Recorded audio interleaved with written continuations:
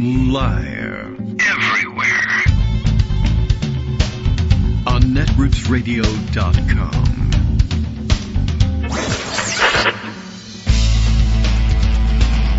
David Waldman. Kagro. In the morning. Now, here's David Waldman. Hey, good morning, everybody. It's Friday. We've made it to Friday. Friday, August 2nd, 2024. Time for another show. End of the week. Welcome to August, etc., etc.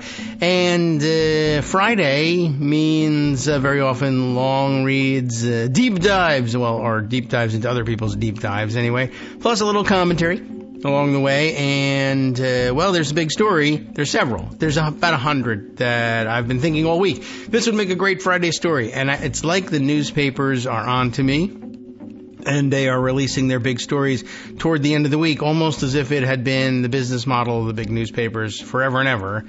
But also almost as if they were personally targeting me. So, whichever one it turns out to be, I'm sure we'll get it right. There is a big story this morning that I think deserves attention, and there's nothing you can do about it, essentially. This thing is looming, and I'm going to share it with you, and it comes from the Washington Post.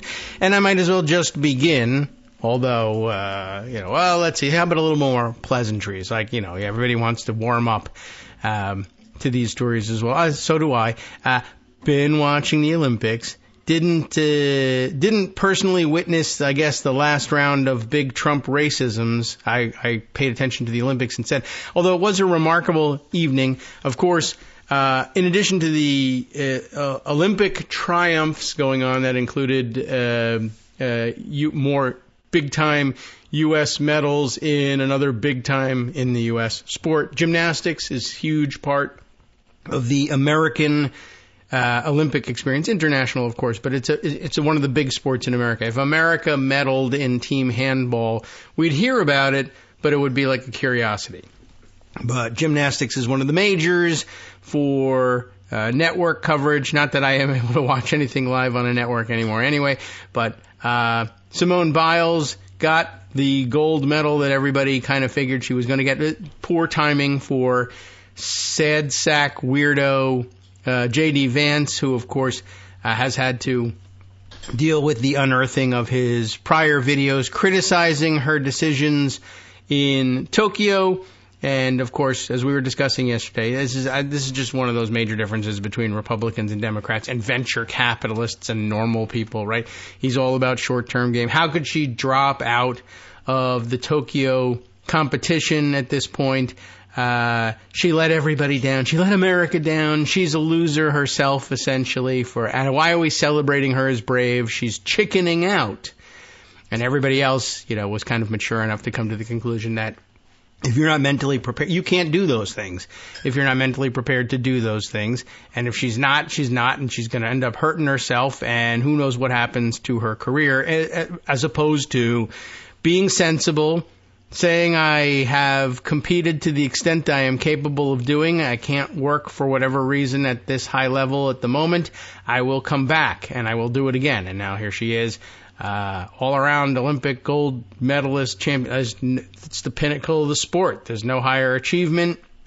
And J.D. Vance, everyone is talking about him, effing a couch and wearing eyeliner. So, no small thing being nominated for Vice President of the United States. But so was Sarah Palin. So, it's not like it's the same thing. This one gets a gold medal. The other one, might get nothing.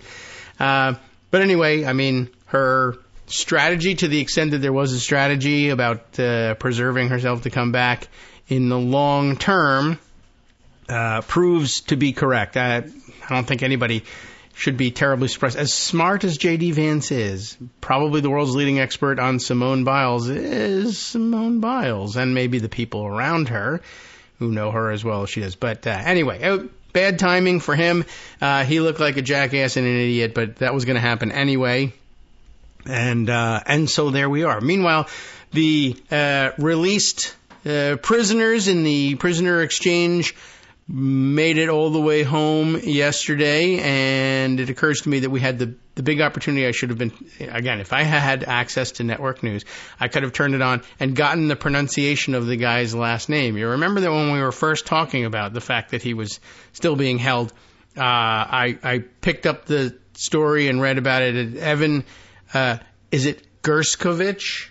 Is it Gerskovich? I didn't find out. I had the opportunity to do that all over the news. Anyway, he's home, and that's huge news, and that actually also got network coverage as well.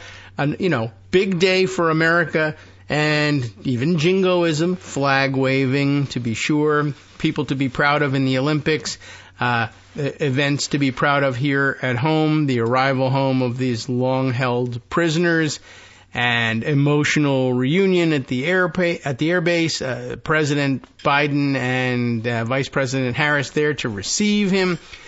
News reports that Vice President Harris actually had a hand in the negotiations. Also big news yesterday about how much time and how deeply involved President Biden himself was in the negotiations, which doesn't surprise anybody if you know about his career has been largely in foreign policy. That's kind of where he made his chops in the Senate. But, also on the Judiciary Committee. But I'm not necessarily all that super proud of the way he handled the Judiciary Committee. But, these are his areas of expertise. And as Greg was telling us yesterday, there were delicate negotiations. It included, there were prisoners who had to be released to Putin that the United States did not hold. They were held by other allied sovereign nations, and we had to convince them, in many cases going through some jumping through some really complicated hoops to get those people released. In some cases, the other countries, their release conditions, the rule of law in those countries required that there be executive pardons issued for people who had been convicted of fairly serious crimes and were being held very closely by these other governments, and the United States convinced them not only let them go, but give them a pardon and send them on their way. And some of these people were extraordinarily dangerous assassins. And yet they managed to pull this off. So, it was a very interesting thing, a very deft touch by the administration. Lots of reporting yesterday, I noticed, discussed online, that the timing also was such that Biden gets off the phone with these other foreign leaders after negotiating this deal, and 1 hour later goes on to announce that he's dropping out of the 2024 presidential election. So that's actually about to happen. He's negotiating this with foreign leaders while this is going on within a matter of hours. And he's essentially put that aside, put all politics aside, and taken care of business as president of the United States in a way that you would never, ever, ever find Donald Trump doing, even if he had been guided through it with someone holding his hand the whole time. He just would have pulled his hand away and turned on the television. So it would never have worked. But more to the larger point, it was a night where normal Americans would have been in front of their television if they had any that were working. Like, mine works, but I have to stream everything because, I don't know, somehow appliances got smart and now I don't know how any of them work, right? So there's AI and everything, they say, even though it's fake AI, and it doesn't work anywhere. My refrigerator knows when I'm out of milk, but the television can't turn on NBC and show me the Olympics every 4 years like it always used to. I have to, anyway. It was a night for people with televisions that they don't have to, jump through hoops to make them work and stream everything. Could have been watching extraordinarily good USA America news. Prisoners released, arriving home dramatically at air bases, gold medals being won, and Republicans were grumbling and shaking their fists and angry through the whole thing. Were they talking about Simone Biles and her incredible accomplishment, about Suni Lee and her incredible accomplishment, the other U.S. athletes who were winning things left and right? Nope. They were angry, and they were angry about, as it turns out, maybe Algerian woman boxer. I don't know, man. And it was an opportunity for them to get angry about. Well, it wasn't an opportunity for them to get angry about transgender issues because the woman is not transgender. She's just a woman who's also an Olympic athlete and a boxer. And sometimes they don't look like Playboy models. It just happens that that's the case. And they're certain that, no, she was born a man. No, she wasn't. Well, she's on steroids. No, she's not. Well, she's got an unfair advantage. She's beating every woman in the competition because something, gender, hormones, genetics, I don't know what it is. Well, genetics, yeah, that's athletic. And no, she's not beating every woman in the world. She's not, the 19-time reigning Olympic gold medalist or anything like that. She's an excellent competitor, but not undefeated. I don't know. So, but they found a chance to look in somebody's pants, and that was more exciting to them than what was actually happening on the athletic field, or the release of American hostages from out of Russia. That too was an opportunity for Republicans to gripe and complain. Trump was supposed to have this victory. Various reasons why it didn't matter, or Trump would have done it better. They even asked President Biden about it because they said to him, Trump says that he could have gotten these prisoners released. There were multiple, for nothing, in exchange for nothing. And it is, I'll get to that in a second. But in exchange for nothing, what do you say to that? And of course, the only answer really is, Biden was too old to come up with a response. He immediately said, well, all right, why didn't he do it while he was president? I mean, that guy's been in a Russian jail since Trump was president. Why didn't he make that deal? Yeah, well, no real interest in answering that question. But Trump also put out a statement like as though it were some sort of sports trade, saying that he would have gotten the guy released and he would have made Russia pay us cash somehow, which I think, again, I don't want to make fun of elder abuse, but his kids have got to, step in and say that the man is just not to be allowed out commenting in public anymore. And it's elder abuse for them to continue to exploit him for their own financial gain in the middle of all this. You don't get cash in exchange for... And why would you do that? I mean, just think about the way the deal works. He thinks, I'm such a great deal maker, I would make it work, of course. What are you giving me? A prisoner. Well, what are you giving me in exchange? Nothing. And not only am I giving you nothing, you're going to give me a prisoner and cash, and I'm going to give you nothing. Oh, yeah, well, that happens all the time, I'm sure. Okay, so now I have a couple of stories that I have to go and look up and actually get the links for in order to share with you. But here I have one in front of me that is very important, and I ought to begin reading it to you because it's a long read. Washington Post. That's not why it's a long read. It's a long read because it's complicated. I probably could long story short this one, but I think we need to see the details of this one. Aaron Davis and Karen Leonig are teamed up on this piece for the Washington Post. $10 million cash withdrawal, that sounds dangerous already, drove secret probe into whether Trump took money. Well, that's a yes. Whether Trump took money from Egypt, well, that's a question mark. Although, is it really?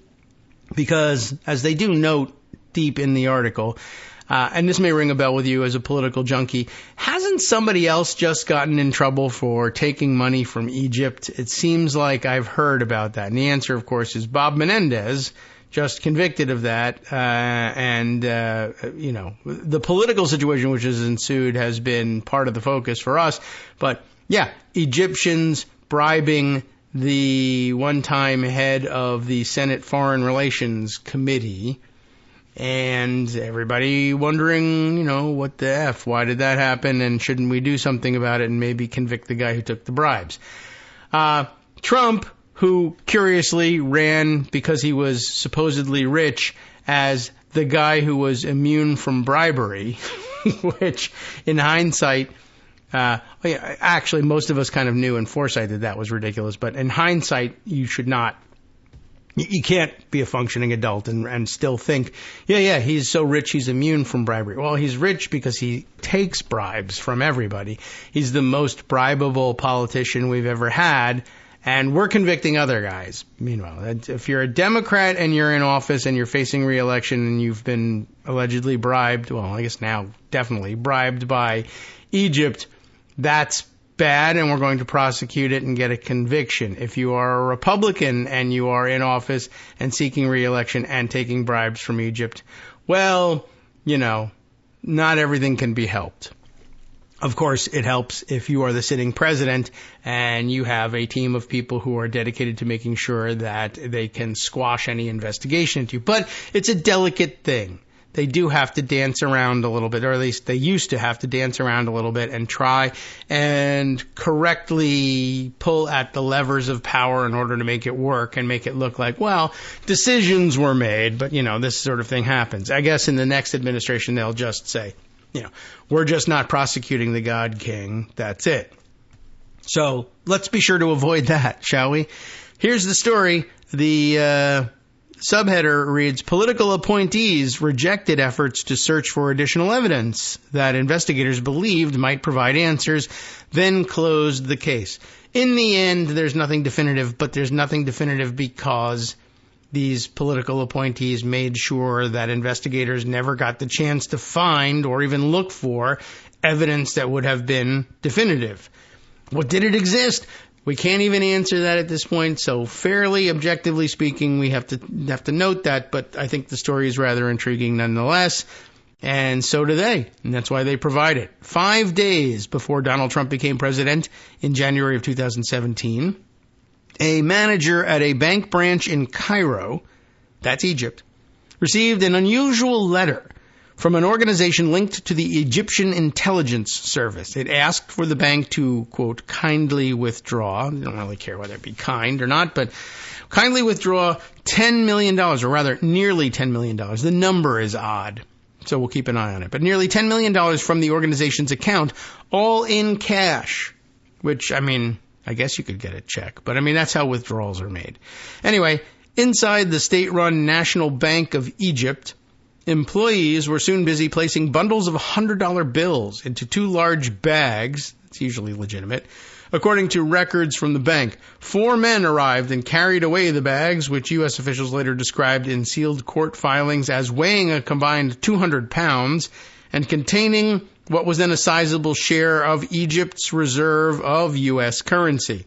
200 pounds, of course, the total weight of the $100 bills, not of the 4 men who arrived to carry it away. They would be seriously undernourished were that the case. 4 jockeys came and stole the money.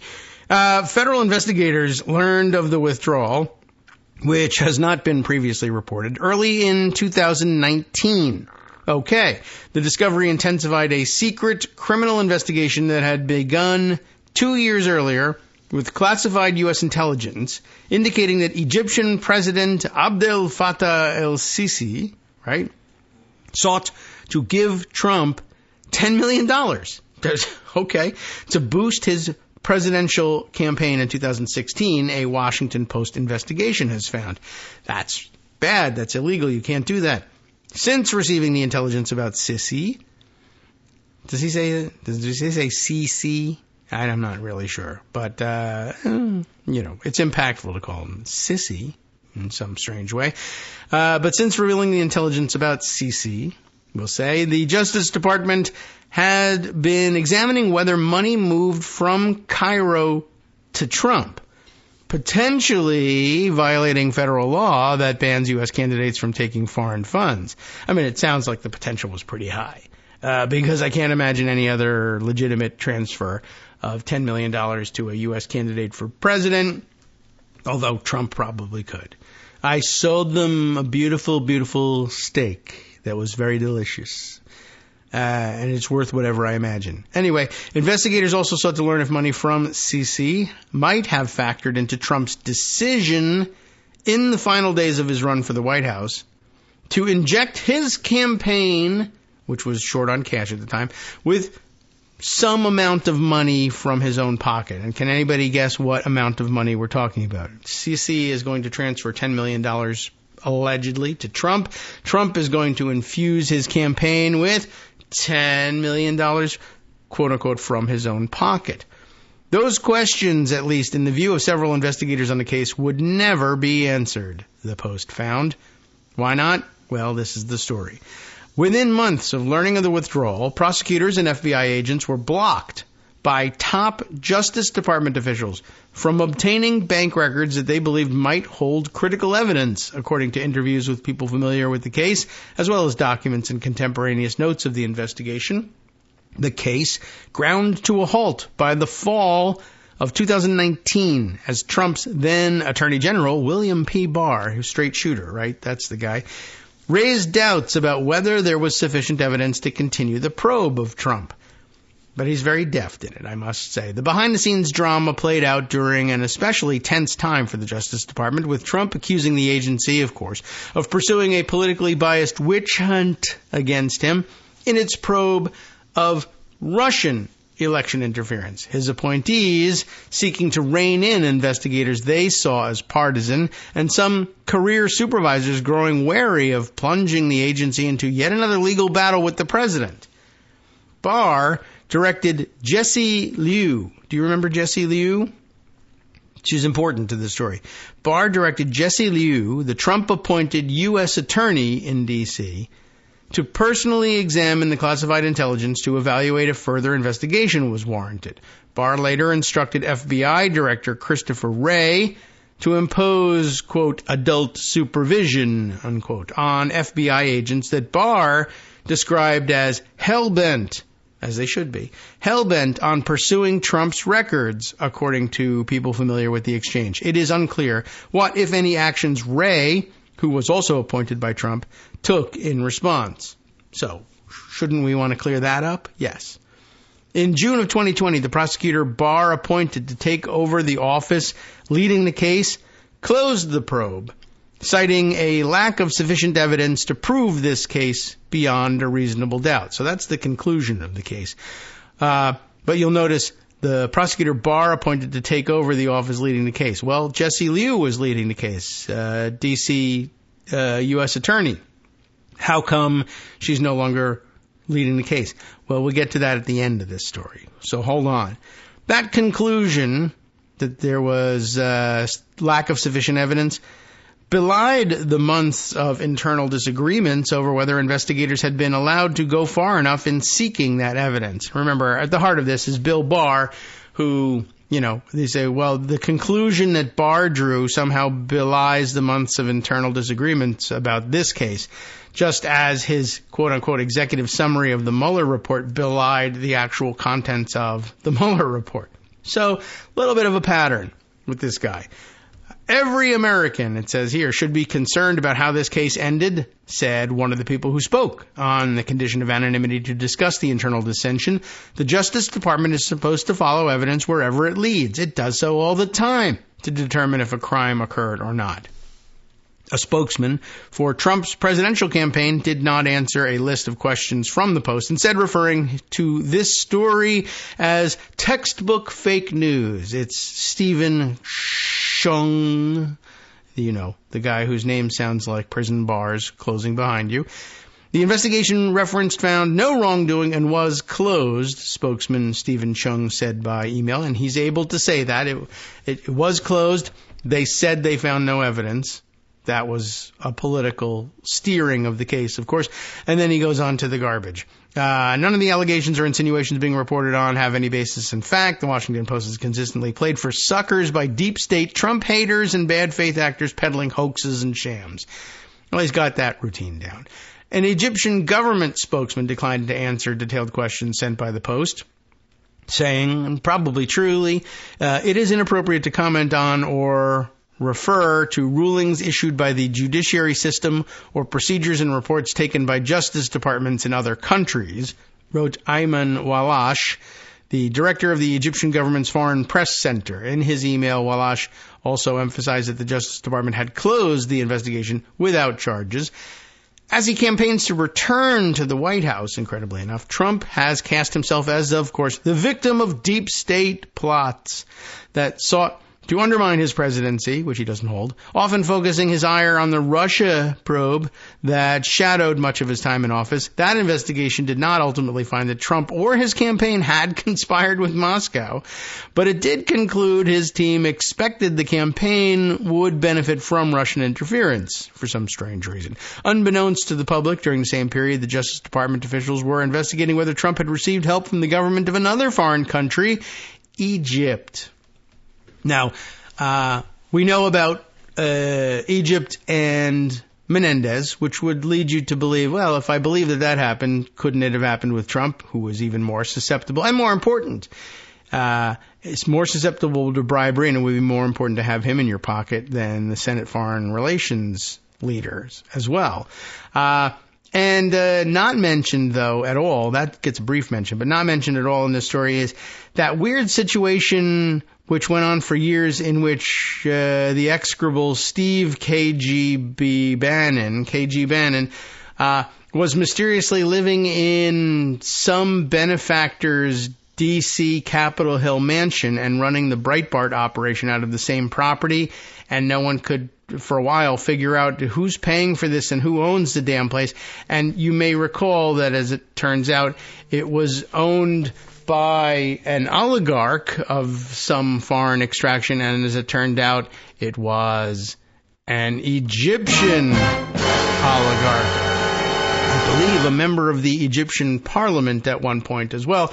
So he held a very high profile in the country and just mysteriously was letting Trump's top lieutenant live like rent-free in a mansion and run this ridiculous propaganda business out of the basement of the place. And also every once in a while, oh, you need money for your campaign? How about $10 million? How does $10 million sound? Okay, fine. All right. Well, we won't write a check, but we'll send you bundles of $100 bills from Cairo.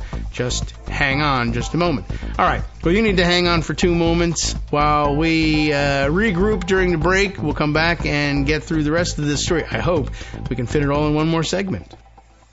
Hi, I'm Scott Anderson, the guy that writes the daily summary for this show, Kagro in the Morning. Thank you to everyone that supports this show. Many of you send donations through PayPal, Patreon, Square Cash, Radio Public, and so on. Some of you write your own essays and send them in, or read articles with your own commentary. We appreciate it. Now, some of you are listening to this and thinking, I'd like to help, but isn't there something I could do that wouldn't require money or effort? Why, yes, there is. You can just like us. On Daily Kos, they call it the recommend button. YouTube has a thumbs up. There are hearts and likes and love buttons. Tap our love button. Tap our love button every day. Share our shows and summaries on Facebook and Twitter, YouTube and iTunes, Stitcher and Amazon.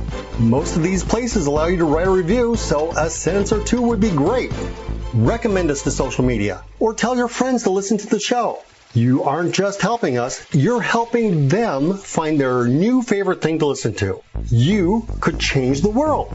So thank you in advance from me and everybody else in the world. All right, welcome back now to the Kagro in the Morning Show here on Netroots Radio. Let's jump back into the Trump probably maybe sort of kind of got bribed for $10 million by Egypt story.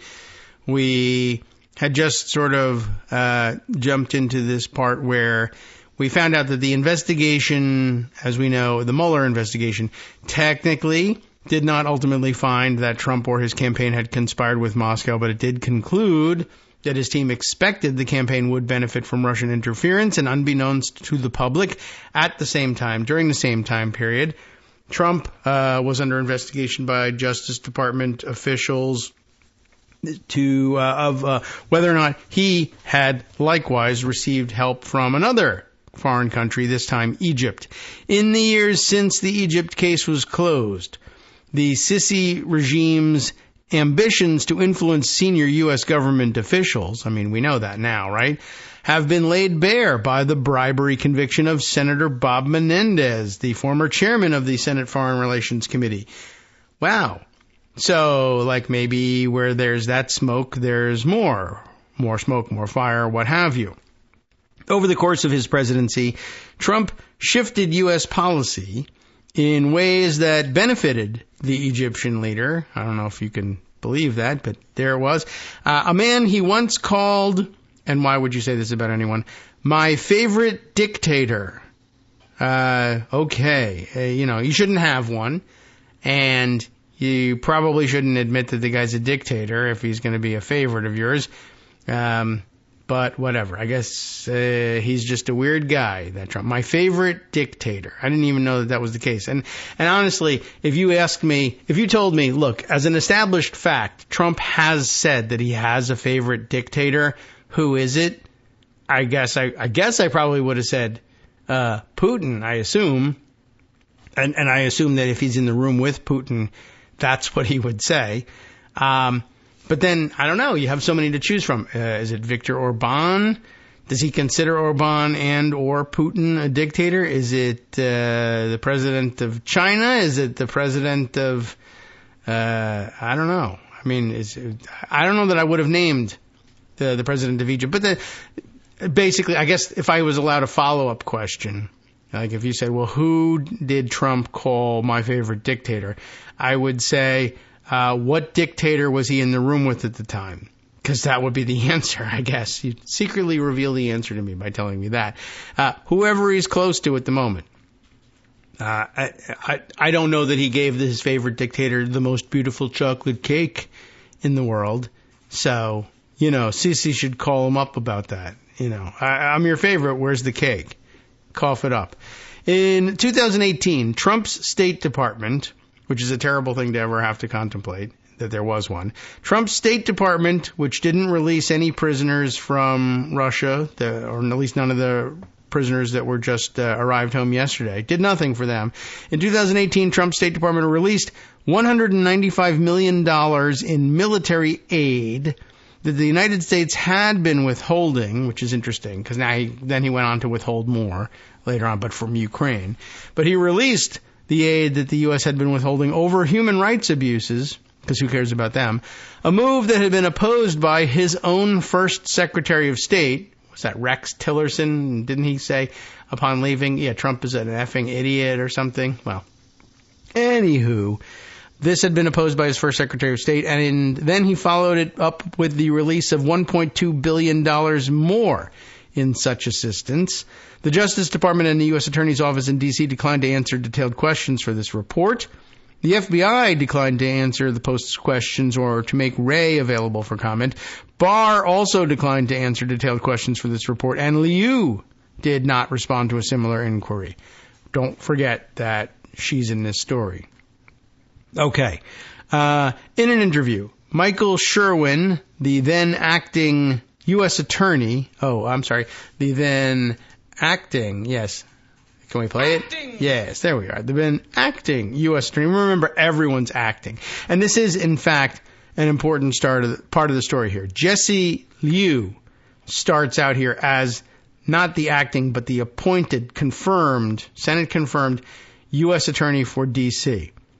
Without discussing how this ended up happening, we now have in an interview Michael Sherwin, the then acting U.S. Attorney, who closed the case and who is a veteran prosecutor of complicated national security cases, said he had previously closed some such cases where sufficient evidence never materialized.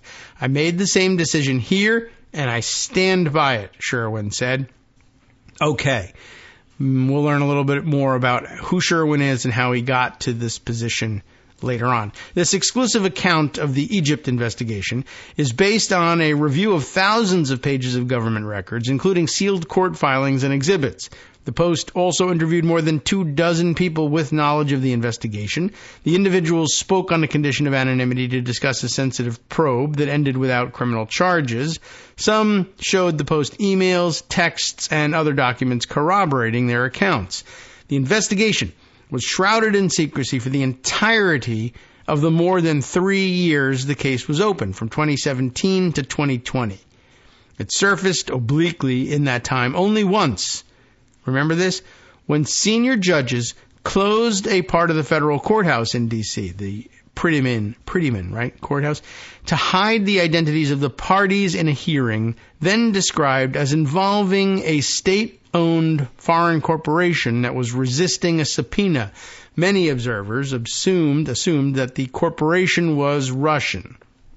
I don't know whether, I definitely remember that story, and I remember it being discussed on the air. I don't know whether we had occasion to speculate about who or what was at the center of that, or whether it was Russian or not, but that sounds like it makes a lot of sense. Everybody probably would have assumed it was Russian. In the final weeks of the 2020 presidential race, after the investigation had been closed, CNN revealed that the mysterious courthouse hearing involved an Egyptian bank. How odd. The network also reported that Special Counsel Robert S. Mueller III had led the case, which centered on an informant's tip that money had flowed through that bank, the Egyptian bank, and helped fund Trump's campaign. I mean, that's a weird assertion to make out of thin air. Not a lot of people thinking a great deal about Egypt's role in all of this.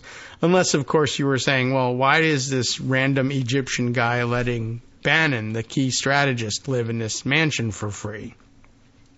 But we didn't know about Menendez yet at the time. So that would have been like, well, there's two strikes. Why? How could two such briberies be going on without also being sniffed out by Trump? Anyway, CNN also reported, as we said, that in the end stages of the probe, some prosecutors proposed subpoenaing Trump's financial records before, quote, top officials at Justice ultimately concluded that the case had reached a dead end. We think we can figure out where that $10 million went. All we need to do is be able to look at Trump's financial records to see if $10 million landed from Egypt. Can we look? No. We therefore conclude there is insufficient evidence. Wow. At the time, Trump spokesman Jason Miller, busy impregnating A.J. Delgado and then trying to slip abortion. Well, first slipping roofies in her drink so that he could impregnate her, and then slipping abortion drugs in her drink to try and get rid of the evidence of his sexual assault.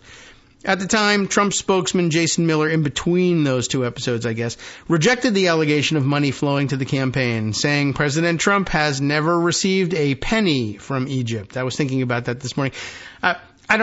These guys are pretty accomplished liars. It's funny when they do deniability stuff. Like, why not just say, no, we never received any money from Egypt. That's crazy. We deny it entirely. Instead they say things like, I never received, Trump saying, what you say is, I never received a penny from Egypt. No, you didn't. You received it all in $100 bills. Like, he actually thinks that means it's okay. I said I didn't receive a penny, and I didn't. I would never accept payment in pennies. That's the way his brain works. I mean, to the extent it works at all. And I'm not kidding. You think that's dumb, but just think, listeners to the show know why I think this about him. But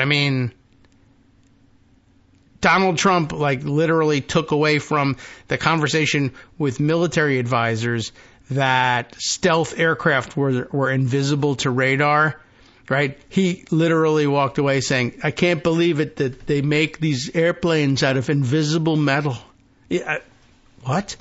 This is the guy who I was reminded recently, I'd forgotten about this one, when he was talking about, we got to build a wall between us and Mexico, and one of the Republican rivals was talking about, I guess, the funding, or maybe even a Republican senator talking about funding this thing. Well, we got to have transparency on the wall, right? Where's the funds coming from? How's it going to work?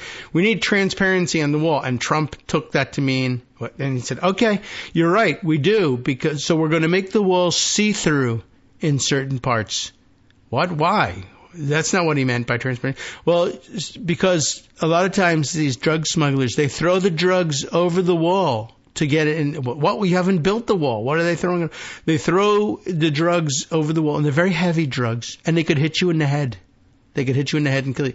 Well, if they hit you in the head and hurt you, you could take the drugs to relieve the pain. No, they'll kill you. Very heavy and pointy drugs, I guess, also. So we're going to have transparency on the wall. He really took that comment, and we need transparency, and said, I'm going to make the wall see-through. All right.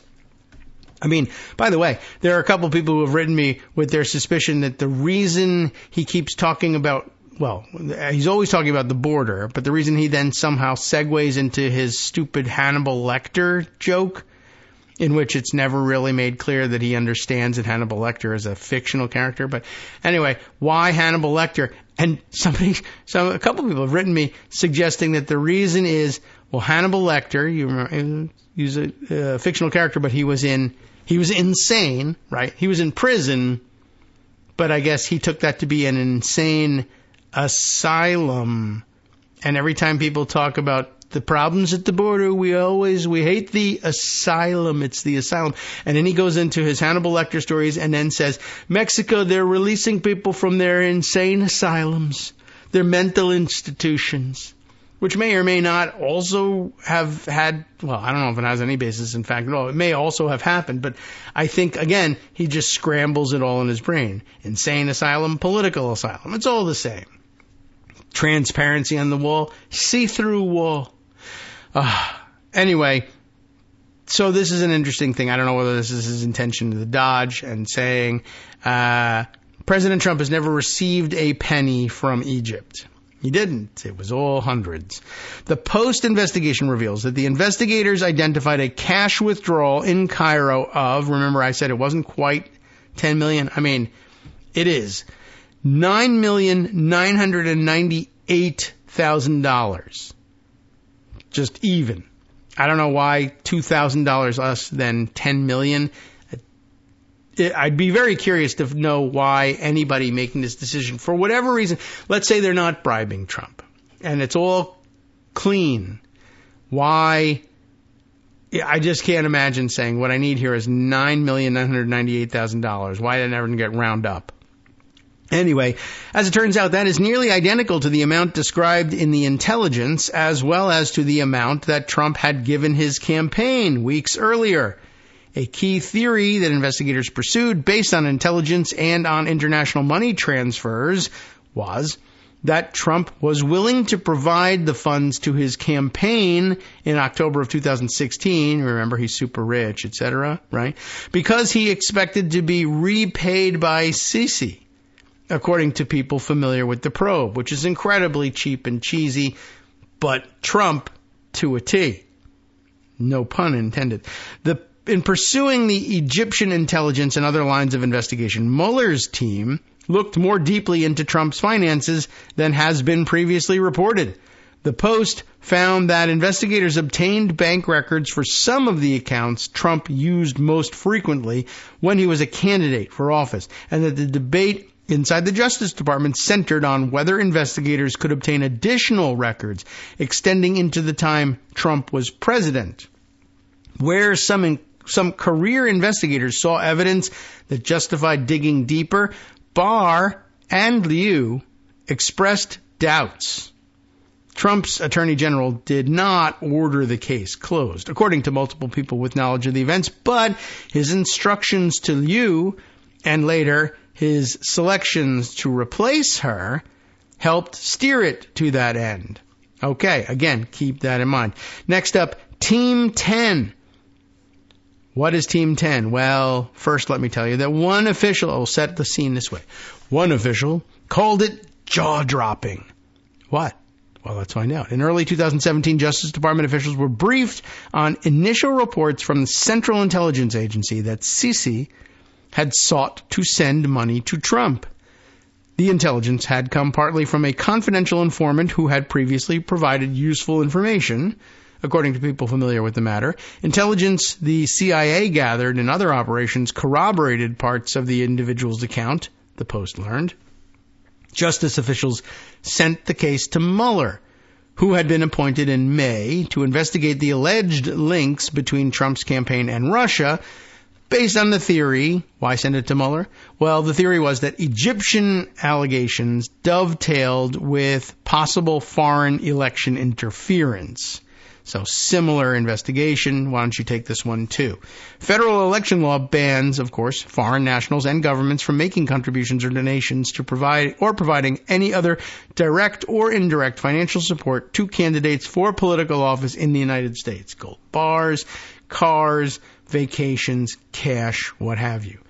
Mueller organizes investigators into teams with intentionally bland code names. And by the way, not particularly misleading code names either. Bland, I would say dumb is really the name, the word that you're looking for. Who was investigating the Russia investigations, the allegations? The answer there, Team R. Well, okay. They're not keeping it a secret. But anyway, the team investigating Egypt was dubbed not Team E, but Team 10, as in $10 million. People familiar with the investigation said. It flows a little more easily than Team 9.998. That's certainly true.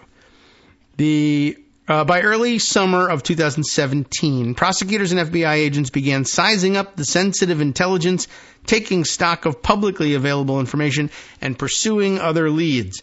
They noticed that on September 19th, 2016, less than 2 months before Election Day, then candidate Trump had met with Sisi on the sidelines of the UN General Assembly in New York. The campaign's account of the closed-door meeting, why did it happen? Not a Logan Act violation. I guess at some point you're allowed to, I don't know. I think you can meet with some foreign dignitaries. You can't conduct diplomacy. But that wasn't what he was conducting anyway. But September 19th, 2016, Trump meets with Sisi at the UN General Assembly in New York. A closed-door meeting. The campaign's account gave no indication that Trump had held the Egyptian leader at arm's length, which U.S. officials typically had done since Sisi, dictator that he is, seized power in a military coup 3 years earlier and swept aside the country's first democratically elected president. So the U.S. strategy was you deal with Sisi because he's nominally in charge of Egypt, and you got to deal with Egypt, but you hold him at arm's length. The U.S. does not endorse that military coup. Anyway. Okay. But of course, Trump, puts his hands in his pants, I guess, essentially. After the meeting, in his pockets anyway, after the meeting, the campaign said Trump had told Sisi the United States would be a, quote, loyal friend to Egypt if he was elected president. And on Fox News, Trump praised him as a fantastic guy, which is Trump through and through, right? Just an inappropriate assessment of anybody on the international stage, really. But, that's what he sums the whole thing up. He's a military coup, seized power in Egypt, yada, yada, dictator. Fantastic guy. Investigators also viewed it as potentially meaningful that after he assumed office, Trump quickly embraced Sisi, the People said. Breaking with U.S. policy under President Barack Obama, Trump invited the Egyptian leader, military coup, seized power, etc., to be one of his first guests at the White House and met with him again, among other Arab leaders, on his first trip abroad, which Jesse Lee was reminding us that, mark my words, he used to say we're going to find out something really nefarious about that first trip abroad to Saudi Arabia, is where he actually eventually landed, hanging out and doing a sword dance with the royal family like an idiot. As the Mueller team got going, investigators focused on how, at the time, candidate Trump met with Sisi in 2016. Trump's campaign had been running low on funds. They learned through interviews with the candidate's closest advisors, some of whom were living rent-free in Egyptian houses at the time, as a matter of fact, that they had pleaded with Trump to write a check to his campaign for a final blitz of television ads. And remember, a lot of them signed on to his campaign on the assumption that he would be doing this all along, and that's what made him such a likely winner, even though he wasn't actually a likely winner. And maybe not even the winner. But anyway, Trump repeatedly declined, surprisingly enough, to actually fund his own campaign until October 28th, roughly 5 weeks after the meeting with Sisi, when he announced the $10 million infusion. In the context of the Egypt intelligence, investigators considered the amount a point of interest. People familiar with the probe said, $10 million, that's what was just withdrawn from an Egyptian bank. Though the infusion was recorded in campaign finance reports as a contribution, Trump's campaign finance chairman had structured the transaction as a loan that could be repaid to Trump to convince him to approve the deal. Right? He was never going to actually just spend that money. He was going to take it back out from contributions or bribes and put it back in his pocket. That all according to an FBI interview notes of a key Trump advisor. Team 10 began looking for signs of the alleged transfer of the same amount, searching for evidence of the money either leaving Egypt or arriving with Trump.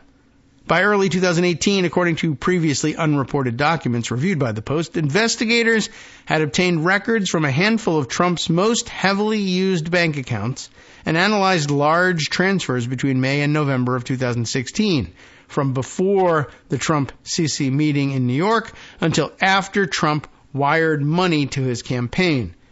It was a narrower window of time than investigators wanted to scrutinize, according to people familiar with internal discussions, but Mueller generally insisted on keeping the investigation as narrow as possible and not veering into Trump's finances after he became president. The bank records offered no evidence that Trump had taken money from Egypt, according to the documents reviewed by the Post. So what's the problem, right? Well, there's more. In analyzing the records, investigators focused on 2 real estate transactions that brought Trump large sums in the fall of 2016.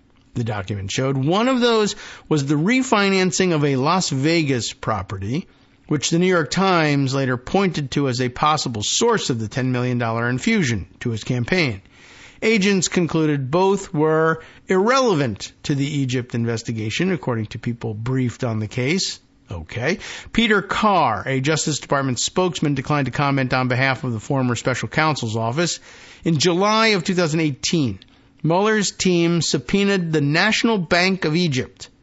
The government was searching for transactions of approximately $10 million, according to people familiar with the investigation. The demand sparked a secret court battle that would consume Team 10 for the remainder of the Mueller probe. The attorneys who represented the bank in the subpoena fight did not respond to messages seeking comment. The bank did not respond to detailed questions. The Post pieced together the court fight using records that were later released with redactions, other documents that remained secret, and interviews with people with knowledge of the case. The legal fight, which led to that mysterious closing of part of the federal courthouse in D.C. in December of that year, wound its way to the Supreme Court as each side battled over whether the state-owned foreign bank could be compelled to produce evidence for a domestic U.S. criminal probe. In its final plea to the High Court to hear their case, the bank warned that if it had to turn over records, it would, quote, wreak havoc on American foreign policy, possibly alienating U.S. allies, undermining diplomatic efforts, and inviting reciprocal treatment. So even a little bit of a threat there. But basically they're saying if you make us give you our records, you will either find out about a number of U.S. officials bribed by Egypt. Oh, there were more? You don't say. Or find out that we were trying to influence your presidential campaign, or something else, possibly alienating us and other U.S. allies, and maybe inviting us to try to get Egyptian courts to subpoena American bank records. So I don't know. Well, the High Court, anyway, denied the bank's request. They dared them. They called them on the bluff. But still, the bank did not comply. Oh no, how can that be? By mid-January 2019, the bank had begun accruing contempt fines of $50,000 a day imposed by Beryl Howell, Chief Judge of the U.S. District Court, for failing to turn over the records. They appealed it all the way to the Supreme Court and lost. They just still didn't give them the records. By early February 2019, the bank relented and delivered almost 1,000 pages, including versions of bank documents in Arabic and English. So eventually they got them. Those bank records contained one especially tantalizing item, a short, handwritten letter dated January 15th, 2017, in which an organization called the Research and Studies Center, that's as bland as Team R, the Research and Studies Center asked that the bank, quote, kindly withdraw a sum of $9,998,000 US from its Heliopolis branch. Do I pronounce that correctly? Heliopolis? Located about 7 miles from Cairo International Airport. According to the bank records, employees assembled the money that same day, entirely in US $100 bills, put it in 2 large bags, and kept it in the bank manager's office until 2 men associated with the account and 2 others. Carmine said 2 men associated with the account. Here are 4. Well, okay, they've doubled the numbers here, but they and 2 others came and took away the cash. Mueller's team gathered prosecutors and agents to brief them on the newly obtained documents. To people in the room, the withdrawal seemed to bolster the classified intelligence and validate the decision to have had Mueller's team investigate, according to people familiar with the discussions. It wasn't a smoking gun, one of those people said, describing the thinking at the time, but it was very clear that there was so much smoke, and now so much more smoke, there must be a fire. That's often the case, but remember, they're looking for a smoking gun. There's a lot of smoke here. Well, you're supposed to conclude that there's a gun, but they concluded that there was a fire. I don't know. It's a little bit of a mixed metaphor there. The U.S. Attorney's Office in D.C., led by Liu, took on the Egypt probe. And it will probably take us another segment to get to how Liu gets off this case. But Liu was well regarded among the lawyers in her office. She was a Republican who had risen through the ranks of the Justice and Treasury Departments over a decade, but she later ran into headwinds with pro-Trump conservatives who would, on 2 occasions, successfully oppose her nomination for more senior positions in the government. Nearly 2 years into the job, Liu was being asked to oversee an investigation involving the president who had appointed her. So it's a little bit fraught, to say the least, and we understand all of that. And on to a new section here, which we'll tease before we take our break. Important Customer is the next section title. Not Liu, not Trump, but I guess the Egyptian entity which withdrew the $10 million is the important customer. And we'll be back after this 1-minute break with still more of this very important story. It'll be a Bill Barr kind of a day. I know it'll drive Scott crazy trying to summarize this thing, but it's important stuff. All right, welcome back now to the Kagro in the Morning Show here on Netroots Radio. Let's dive right back into this new section. Important Customer. Jesse Liu, the U.S. Attorney for D.C., is the central player in this. Liu's office took an aggressive approach at first, because why not? Trying to do a good job, right? Her prosecutors partnered during the handoff with Mueller's team in pressuring the National Bank of Egypt to release records, asking the judge, remember it's Beryl Howell involved in this, to increase the contempt fine to $300,000 a day.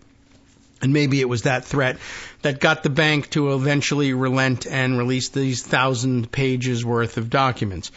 Now, her prosecutors also pushed the bank to disclose more about the Research and Studies Center. I think that's the important client right there. The center had virtually no public profile, and U.S. authorities suspected that it was a front for the General Intelligence Service. That's Egypt's equivalent of the CIA, according to people with knowledge of the case. Prosecutors argued in court that the state-run Egyptian bank must be withholding details about the withdrawal. They said that the bank had not turned over a single email about the enormous same-day transaction and that the lack of any such internal communication was unthinkable, right? How could there be no internal communications about, hello, I believe you have $10 million in cash for me. Please put it in a bag and hold it in the manager's office, and 4 mysterious men will come and carry it away. Probably a note about that somewhere. In fact, though, they say it strains credulity that the bank kept such a stockpile of U.S. dollars on hand, let alone that it was able to gather it all up in less than 24 hours. Read a March 21st, 2019 filing signed by Liu. Although I have to point out, it doesn't. I hope there's more to that statement because it doesn't really strain credulity that the National Bank of Egypt has 10 million U.S. dollars. And I don't know why it's so difficult to say, well, how could you gather it up within 24 hours? Well, most of it is probably in a bank somewhere. If it's in a vault, take it out of the vault, job done. What strains credulity is that a bank would, without any internal communications about it whatsoever, people would just walk in, pile up $10 million in $100 bills and put it in the manager's office and then give it to four guys, and nobody has a note like, hey, we got this letter asking for $10 million withdrawal. Why don't you go in there and count it all out? And when you get done, put it in my office. Really? No communication about that? So the bank argued that it had nothing else to produce. The government is beating a dead horse over and over, wrote its U.S.-based attorneys. So you can just say beating a dead horse. You don't have to say over and over again. That's implied, and actually a little bit of beating a dead horse, or maybe gilding the lily of a dead horse being beaten, to mix my metaphors. Well, where there's smoke, there's lilies. You know the old saying. The two sides argued over whether the center's address was fake. The bank had reported conducting a site visit of its client in Cairo and finding 55 people working at the address. The U.S. government produced pictures at that address showing an apartment building. In the back-and-forth arguments in court, the bank on April 4th, 2019, filed a statement from a bank manager confirming the investigators' suspicion that the Research and Studies Center had a, quote, relationship with the Egyptian General Intelligence Agency, according to an English translation of the statement, originally written in hieroglyphics, which is weird because they stopped using that a long time ago. Further, he wrote, it was in Arabic. Further, he wrote, the intelligence agency was another important customer of the Heliopolis branch. So the actual intelligence agency had accounts there. This maybe fake-ish sort of front research and studies center had accounts there. Okay, fine. Got it. Since seizing the presidency in 2013, Sisi has greatly expanded the powers of the GIS and increasingly relied on the spy agency to maintain his political stronghold at home as well as to press his agenda abroad. In 2018, his eldest son, Don Sisi Jr., I guess, became the service's deputy director. Couldn't even make him the director. What kind of dictator is this? Top leaders of the GIS figured prominently in the trial that led last month to the conviction of Menendez on charges of accepting hundreds of thousands of dollars in bribes and acting as an unregistered agent of the Egyptian government. So they are doing this, but allegedly only to Democrats. According to people with knowledge of the Trump probe, investigators believed that only Sisi or a government operative acting on his orders could possibly have arranged for the $10 million cash withdrawal. That's likely in a dictatorship. They also saw hallmarks of an international money laundering operation in the way funds moved into and through the Research and Studies Center accounts ahead of that cash withdrawal, indications of a potential crime that may or may not have been related to an effort to help Trump. Investigators tried to connect the dots before the dramatic withdrawal involving bags of cash.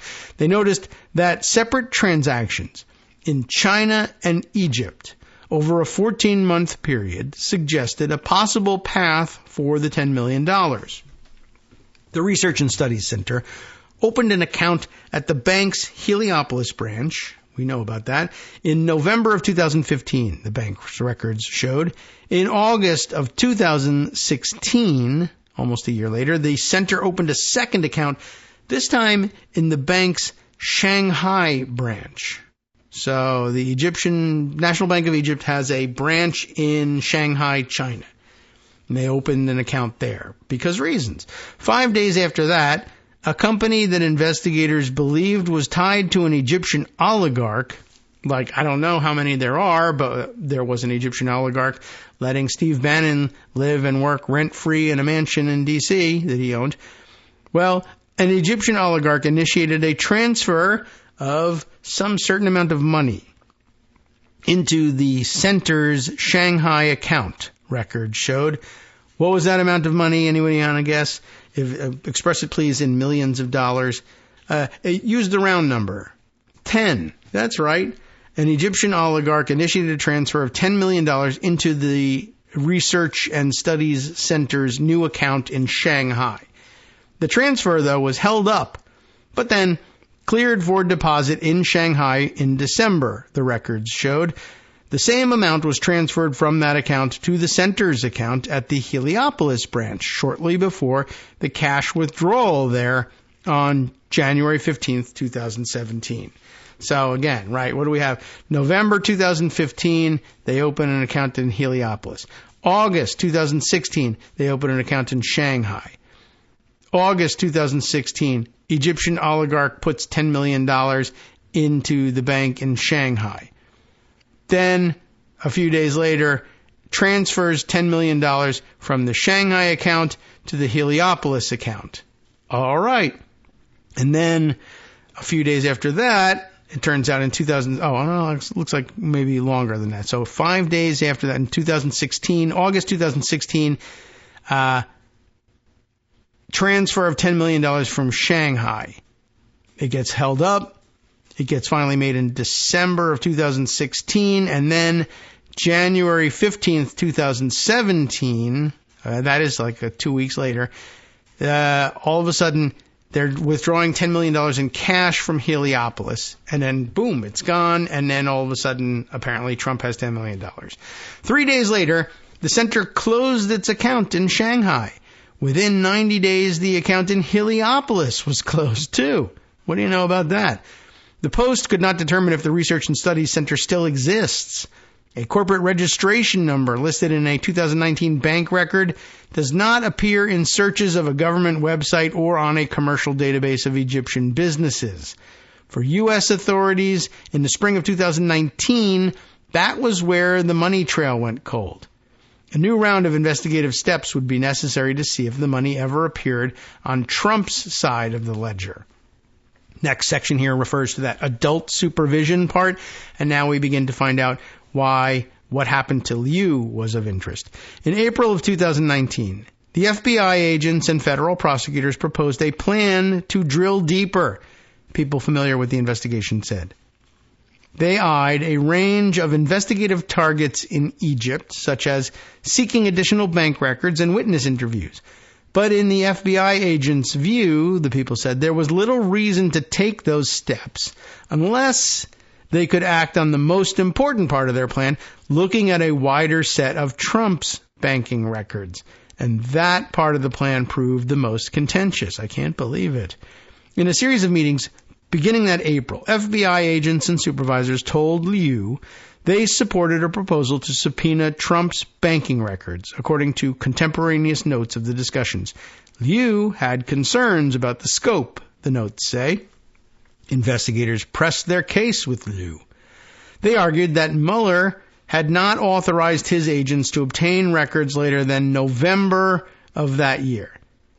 In light of the newly obtained cash withdrawal records from early 2017, the investigators argued that they needed to see what had landed in Trump's accounts after that 2017 Kagro withdrawal, according to notes and people familiar with the case.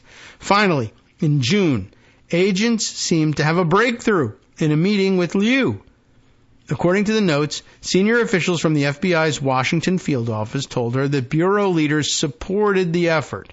Full FBI chain briefed up, fully supportive of an investigation, specifically bank subpoena Trump. Liu indicated that she was open to a subpoena seeking a limited amount of additional Trump bank records, according to the notes and two of the people. The agents were pleased, the people said. As she was leaving, she told the group she would need to run the matter by Barr. Oh dear, that probably calls for dramatic music. Well, it was a logical step to take in the Justice Department's standard practice of handling major politically sensitive cases. The Attorney General would have to be briefed on any probe, even tangentially touching a sitting president. But investigators worried Barr might halt the effort in its tracks, two of the people said. Why would they think that? Just 2 months earlier, Barr had preempted Mueller's investigative report of the Russia probe by issuing a summary declaring that it had found insufficient evidence that Trump had engaged in any crime. Barr's move allowed Trump to claim total exoneration, despite Mueller citing substantial evidence that Trump had attempted to block scrutiny of his conduct. Sometime after her June meetings with the FBI, Liu met with Barr to discuss the Egypt case. He urged her to personally review the underlying information from the CIA that had prompted the opening of the criminal investigation 2 years earlier, according to people with knowledge of the discussions. Remember, that had been a play that had just worked for them all along. They had been saying, well, the initial investigation, the initial decision to investigate that led to the Mueller probe was illegal and insufficiently founded to begin with, and the probe should never have started, and all the things that you found out should be thrown out and unavailable as evidence because it was improperly initiated. And it wasn't, but they keep saying this. This is their most successful or most frequently cited court challenge for just about anything, right? Oh, the FDA wouldn't approve our big donor's new medical device. Well, the FDA is unconstitutionally founded, or the CFPB is unconstitutionally founded, or we should get rid of Chevron deference entirely. And in fact, the entire administrative state is unconstitutional. Throw it all out. It's in special counsel's office is unconstitutional as well. Throw out Jack Smith's investigation. Everything they try to do this with. So this is in the early days of the use of this tactic, I guess. The case was sensitive, as Barr told Liu, and she needed to reach her own conclusions about the merits of further investigative steps, according to people familiar with the discussion. So that's, like I said, it's very deft. Well, you need to come to your own conclusions. I'm not going to tell you what conclusion to come to, but you should come to a good conclusion, or else I won't, be tempted to let you go on. But you need to come to your own conclusion. Just make sure it's a good one. Wink. Okay. Liu reviewed the intelligence and visited CIA headquarters in Langley, Virginia, that is, to, in case you don't know. I mean, around here we say just Langley because, we're tactical. But she visited CIA headquarters to discuss the basis for this intelligence that underlay the investigation. The CIA declined to respond, of course, to a detailed list of questions sent by the Post. They're the CIA. Afterward, and after conferring with Barr again, Liu expressed hesitancy to FBI agents and her deputies about the proposal to subpoena Trump's bank records, according to people familiar with the case. That's funny. Didn't you just recently say you were kind of open to it? Well, yes, it felt to some that she had made a 180-degree turn, these people said, after speaking to Barr twice. That's really weird. Liu was concerned, according to two people familiar with her thinking, that the investigators' push for additional Trump bank records could come off as a fishing expedition. They'd certainly be accused of that, right? She was not won over by the new records of the 2017 withdrawal, according to the people. Egypt's intelligence agency might make enormous cash withdrawals for any number of reasons, she cautioned. I guess so. Not necessarily to donate to an American president.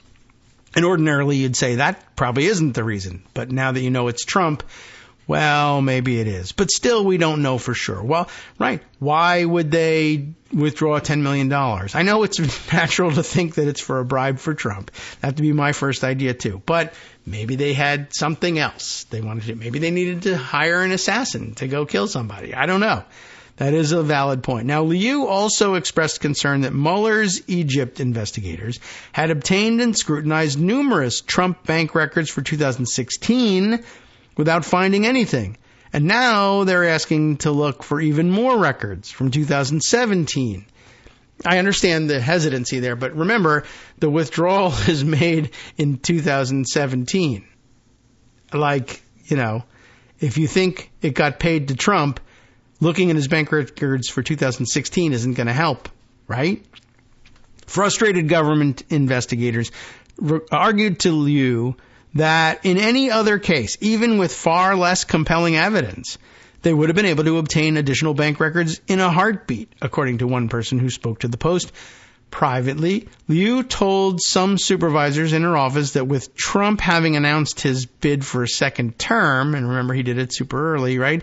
The focus on a sitting president's finances made this case different.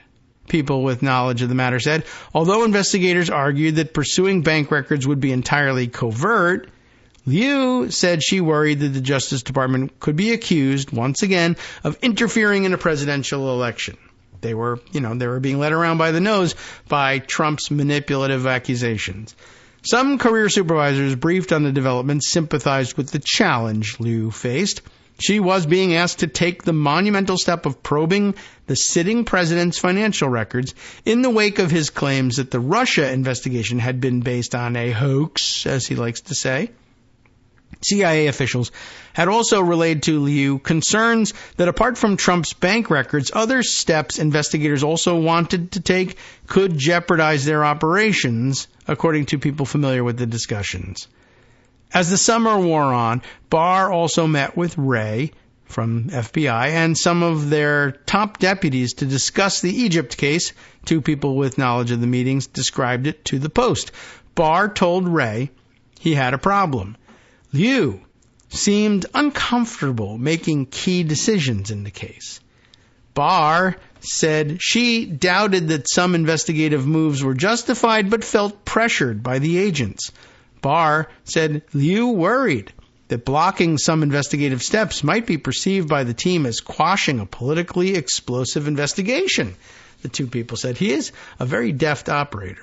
Right? He's the one pushing her to quash the politically explosive investigation, but he tells Wray she's concerned that it might look like she's quashing them. Well, it might. Barr also told Wray that he was suspicious of FBI agents on the case, as some of them had worked on the Mueller investigation, which he had criticized as largely unwarranted. Barr said that he wanted to be sure the director was aware of the situation and that he was applying some adult supervision to his FBI agents. Barr stressed to Wray that the matter would come under intense scrutiny no matter what happened with the case. The people said he warned that given the controversy surrounding the Russia investigation, some of which he drove, and given that this new case also centered on the sitting president, coincidentally, somehow, he's considered a suspect in a bribery scheme in an election interference case again, they could not risk short-circuiting or rushing any investigative decisions. He said investigators needed to ensure that an appropriate legal basis or predicate existed before proceeding. They said, but I'm not saying you can't proceed. I'm just saying you want to be sure that the predicate exists. Sometime around September 2019, FBI agents and a supervisor from the field office presented what they considered an ultimatum to Liu. Authorize getting Trump's 2017 bank records, or it wasn't worth continuing to investigate, according to people later briefed on the exchange. Liu listened, but turned them down. She said she wasn't closing the case. She was open to subpoenaing Trump's records later on if agents turned up more compelling evidence to justify doing so, these people said. So she's doing it, this way. I'm not going to authorize this stuff, but I'm not saying no. So she thinks she's playing it right. Barr will be pleased. This investigation isn't going forward, but I'm not killing it. This gives us plausible deniability. Now, interestingly, the next section, and I think it's the last, is titled Case Closed. How did we get to that? By late 2019, Liu's office was poised to make, in another case, sentencing recommendations for high-profile senior Trump advisors that it had prosecuted, namely Michael Flynn, the notorious spy, and Roger Stone. Cases that could tarnish Trump and his campaign. But they had been duly convicted, right? That December, the White House nominated Liu to be an assistant secretary of the Treasury Department. This is the woman who's prosecuting Michael Flynn and Roger Stone, and she's going to preside, or she's going to be the prosecutor during the sentencing phase for these guys. And she's recommending heavy sentences. Why don't we get her the F out of there? Barr seized the moment to make a change, breaking with the tradition of allowing new White House nominees to remain in their current posts until confirmed for new ones. He ordered Liu in early January 2020 to step down by the end of the month. People with knowledge of the matter said. The White House later withdrew Liu's nomination. You see what they did here? She's about to oversee the sentencing of Roger Stone and Mike Flynn, and she's not saying no to continuing the Egypt probe. So here's what we do. We'll nominate you to a new, higher-ranking job in Treasury. Okay, great. So why don't you step down from the current job and focus on your confirmation? Well, that's not usually the way it works. Well, it's the way it works now. Step down and concentrate on your nomination. Okay, I will. I'll step down and I'll concentrate on my nomination to Treasury. You step down? Yeah. You signed your resignation letter? Yeah. You're not the U.S. attorney anymore? Yeah. Well, we're not hiring you at Treasury either. You're out. You're nothing now. You just walked out. You resigned from the United States government. Bye.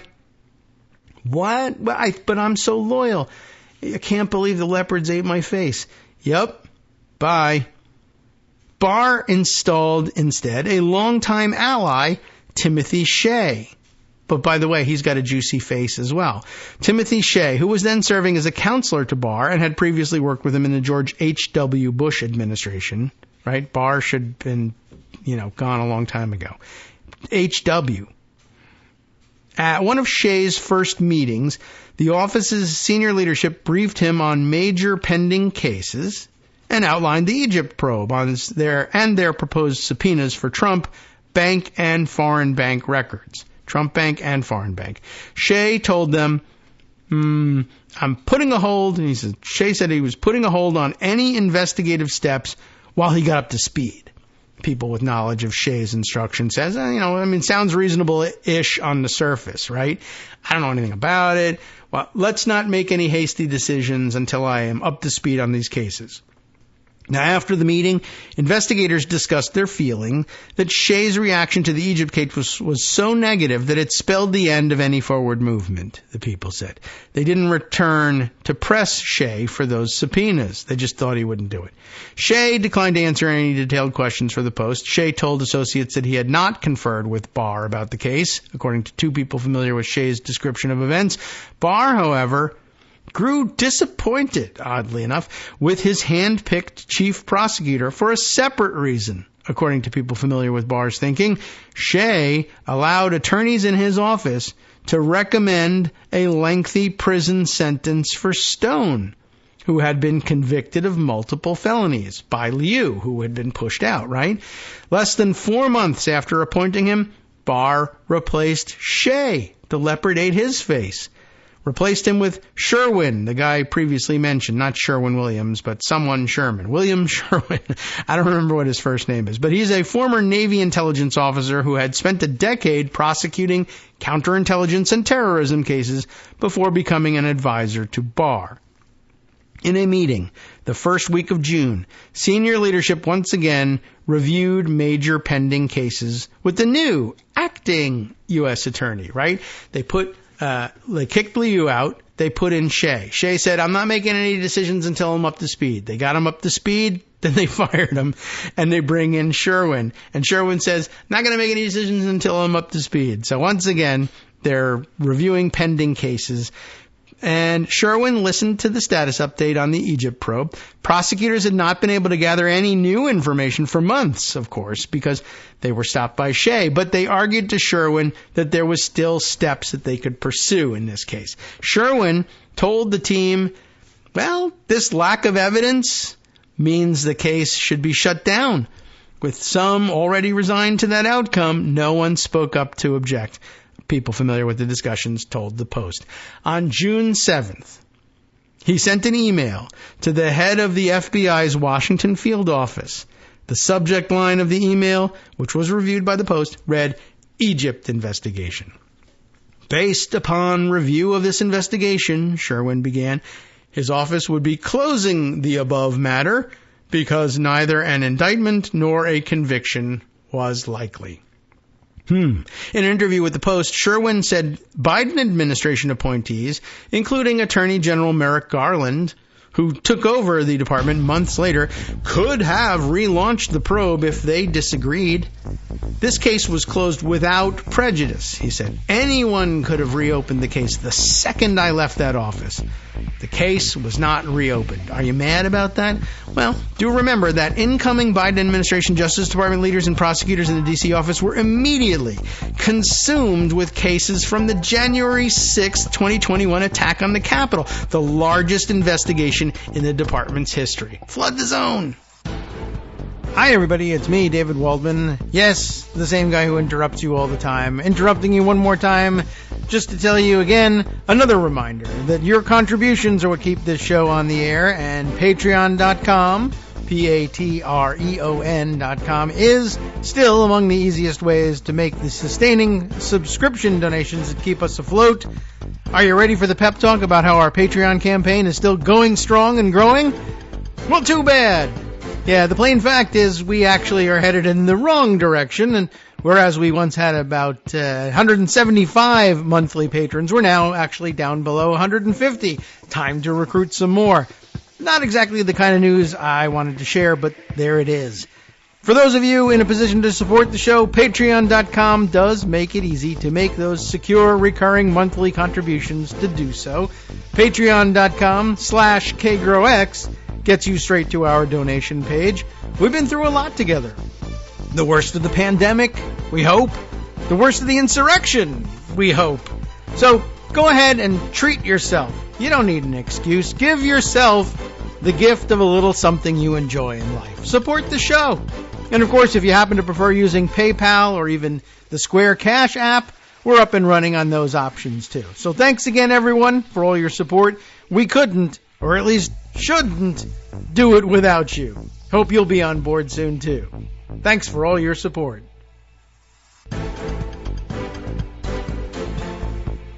Welcome back now to the Kagro in the Morning Show here on Netroots Radio. I was just reviewing the story and watching what was being said about it on social media. And, it's been very interesting. I was just sort of commenting that still my favorite aspect of this case so far, although I forgot to attach the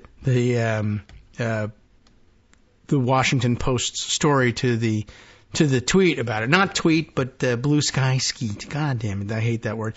Anyway, my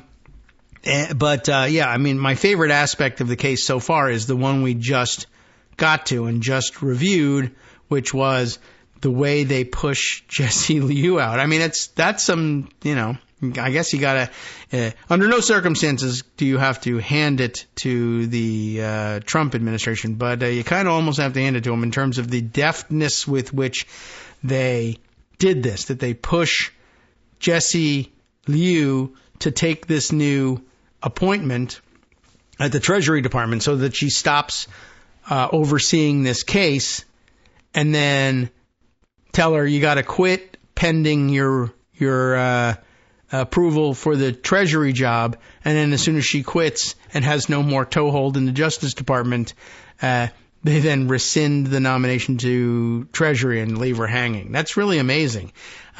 Whatever happened to her? And by the way, is Jesse Liu going to vote for Donald Trump in the 2024 presidential elections? That's a good question. Anyway, unanswered by this investigation and, in the Washington Post. But I mean, that's a separate question entirely. It might be a nice follow-up, though, but doesn't really necessarily belong in this story. Just a question I have. Anyway, so where were we with this? Right.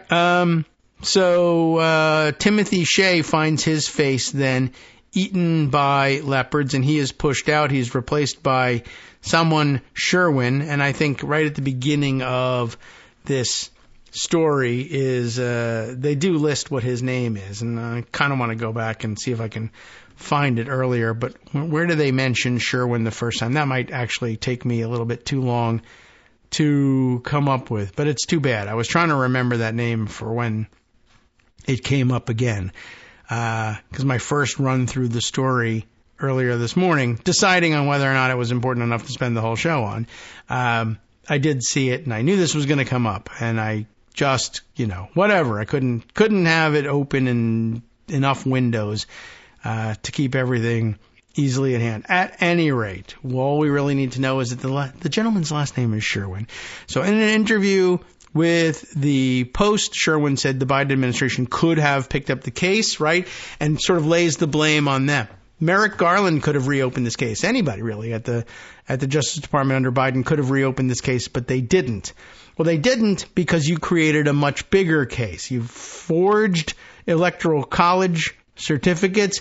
You ransacked the Capitol. I mean, you attempted to overthrow the government and reverse the results of an election, smeared feces on the wall, sent the QAnon shaman to take over the podium in the Senate. I mean, come on, right? Now, as they said, the biggest case in the department's history was suddenly on their hands, and they were supposed to go back and go through bank records with a fine-tooth comb to find evidence of yet another, probably, bribe making its way from a foreign government into Donald Trump's pockets. I agree it was super important, and I'm disappointed that they weren't able to do it, but I do understand that they were kind of busy at the Justice Department. And the fact that they were really, honestly, if you had a serious Supreme Court, which you do not, you probably could find yourself in front of them saying, well, we haven't reached the final disappointing conclusion here, but we're like column inches away from getting to this. So let me read you the rest of this thing. So they could have reopened the case. The case was not reopened. Incoming Biden administration officials were swamped with January 6th investigations. Garland, senior members of his team, and Biden's new U.S. attorney in D.C. were never briefed, as it turns out, on the Egypt investigation in their first year in office. One former and one current government official told the Post. Why is that year important? The Justice Department did not make Garland available for comment, but on January 15th, 2022, so about a year after they come into office, right? Biden comes in January 2021. January 15th, 2022, 5 years after the money left the bank in Cairo, the deadline for bringing charges under the federal statute of limitations for illegal campaign contributions expired. All they had to do was drag it out past the statute of limitations, and then I guess their thinking is, and they're probably right, poof, it goes away, and no one can prove it. And even if they can, they can't put anybody in jail for it. So fine, let it all out at this point. That'll be okay. Will it? If you had a serious Supreme Court, you might be able to make the case that the statute of limitations ought to be told, as they call it, put on pause, because of the criminal conspiracy to swamp the Justice Department with overwhelming numbers of prosecutions and investigations. Now, I guess they could say, well, that was just a coincidence, except that, well, I don't understand. The same crime family is kind of at the center of this whole thing. They're taking bribes from Russia. They're taking bribes from Egypt. They're taking bribes from God knows where. They're pardoning the people who are their co-conspirators. They're pushing out government officials who are prosecuting their co-conspirators. And then they are burying investigations into other of their activities under the swamp of 600 and something plus additional prosecutions for the riot they organized and called for at the Capitol that day in order to bury the whole election result. I mean, it might be that it's just too convenient. Like, well, we didn't know that the riot was going to lead to 600 and something prosecutions. It might have succeeded and we might have overthrown the government, in which case we'd never be here in the first place. So it could be kind of tenuous, but you might, in fact, be able to get at this level and the crimes being investigated. I mean, forged electoral college votes, trying to reverse the results of the election, ransacking the Capitol. A real Supreme Court might say, yeah, we're going to toll the statute of limitations on this investigation into whether or not Egypt was bribing the then sitting president of the United States. You can't get away with your crime by doing more crimes to make it impossible for the investigators to investigate your previous crimes. That's not going to sit well with us. But it's going to sit great with this Supreme Court. So how do you like that? Sorry, everybody. But maybe we should consider him a real candidate and give him a shot at winning the office again. I think that would be terrific. Okay, that seems like a bad plan.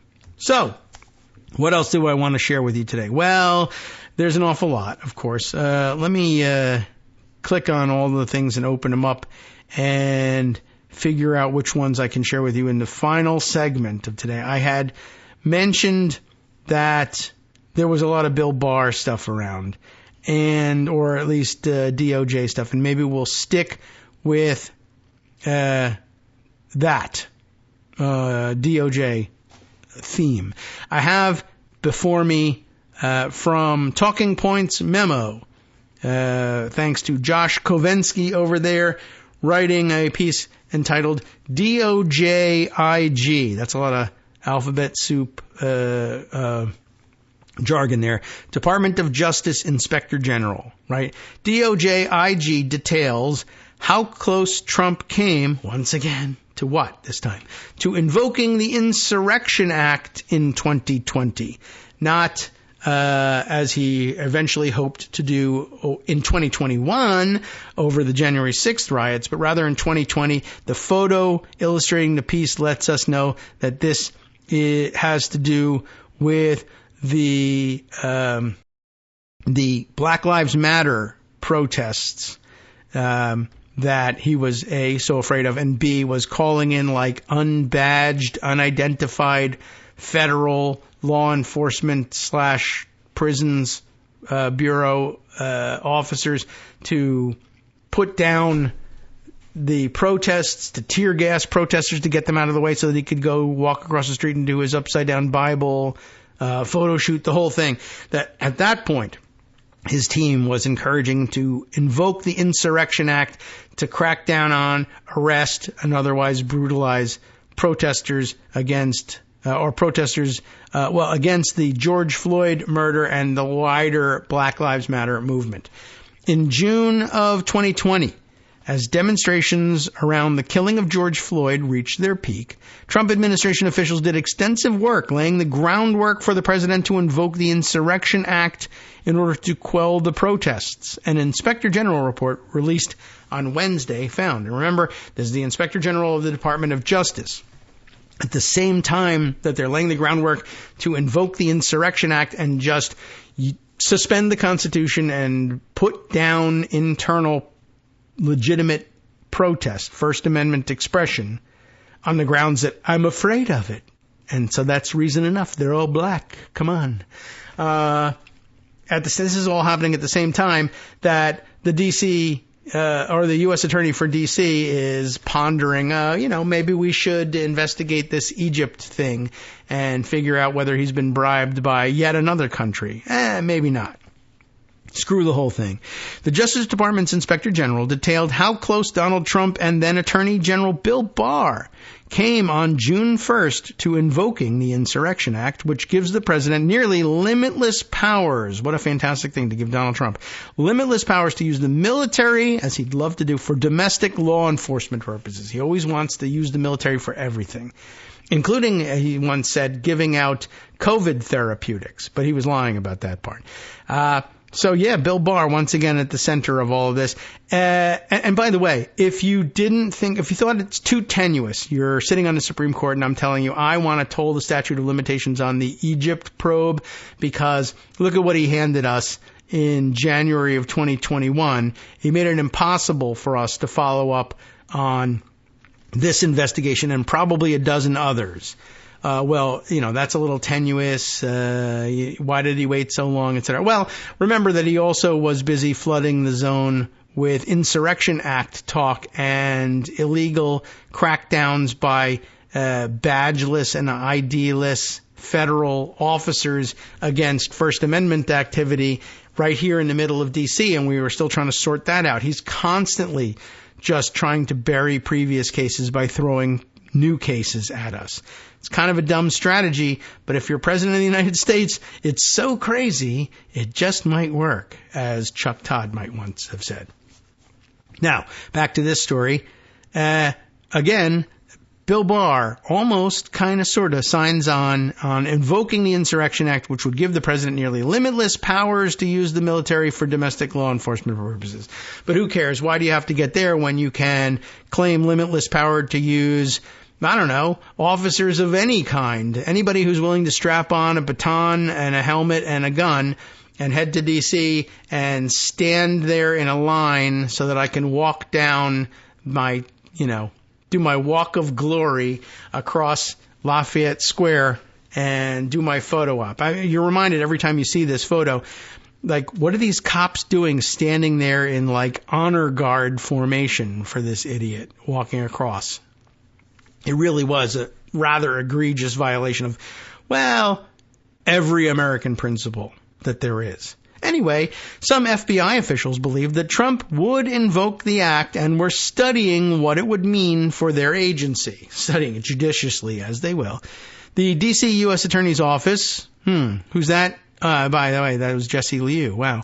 The D.C., although maybe by that point it wasn't. When do they push out Liu? I forget. I should go review this. Late 2019, she's reviewing these things. He orders her early in January 2020 to step down by the end of the month. She does. Then Timothy Shea comes in, and he's 4 months? So January, February, March, April, May. So we're into Sherwin. Sherwin is at that point the, what do we call him? Acting U.S. Attorney for D.C. Just cross-referencing those things here for you. Where were we? So, yes, the D.C. U.S. Attorney's Office and the FBI Washington Field Office were asked to prepare information showing that civilian law enforcement was incapable of handling the situation, providing the justification for federal troops.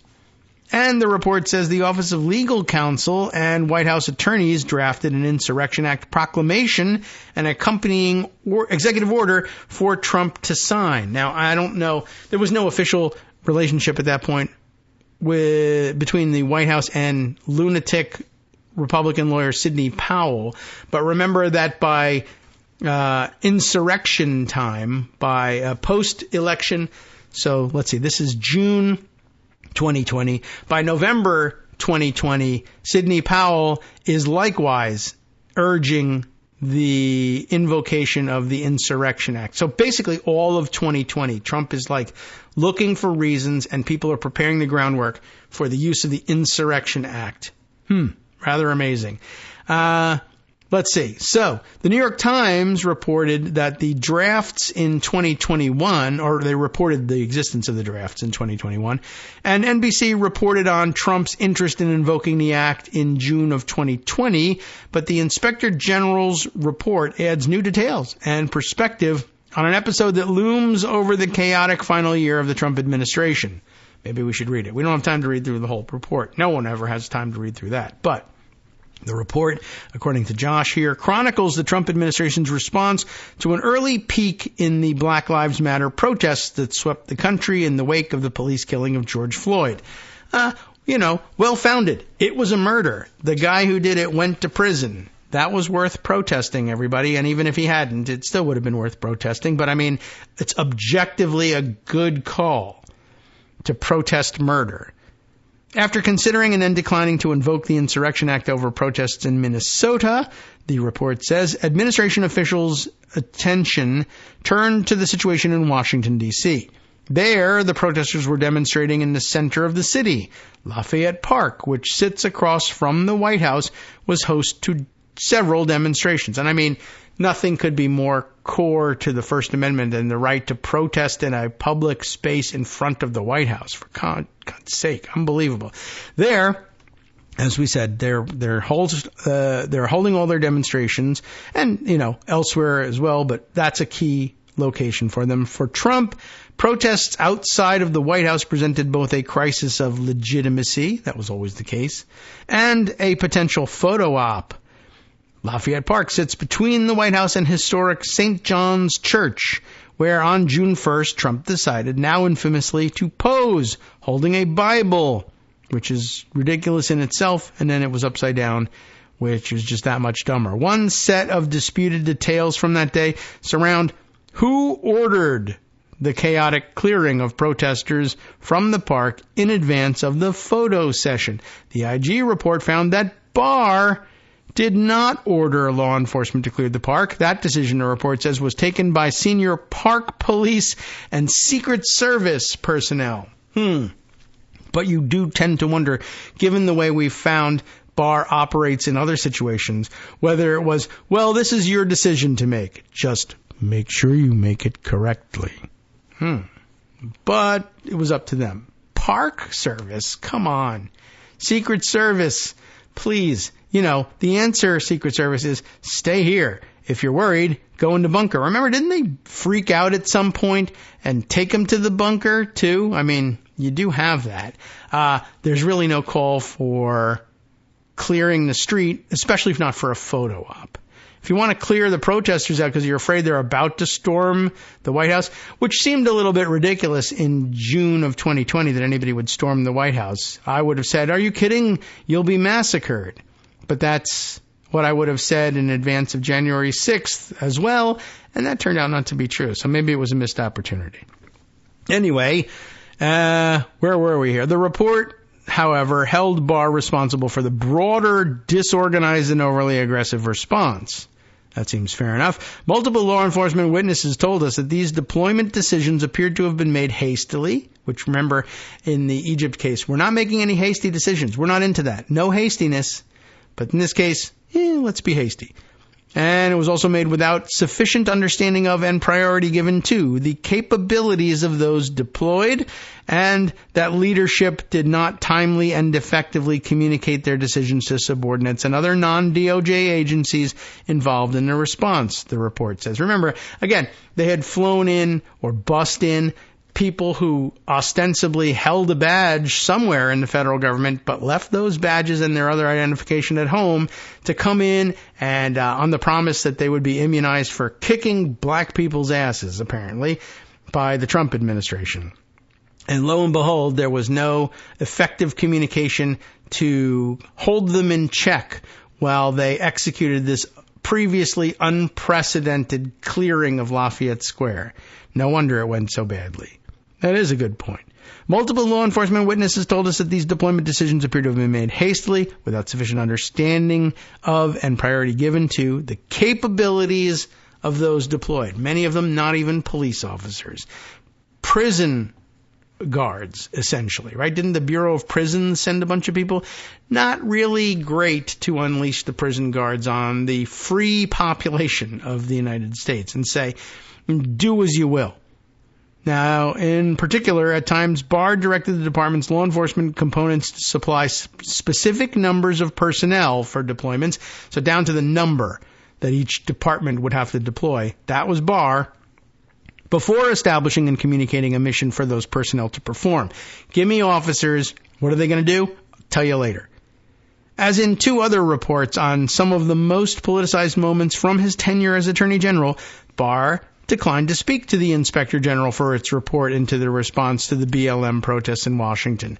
Senior Barr aides, including Public Affairs Chief Kerry Kupech, and his then Chief of Staff, Will Levi, I don't know how he pronounces it, also declined to speak to investigators.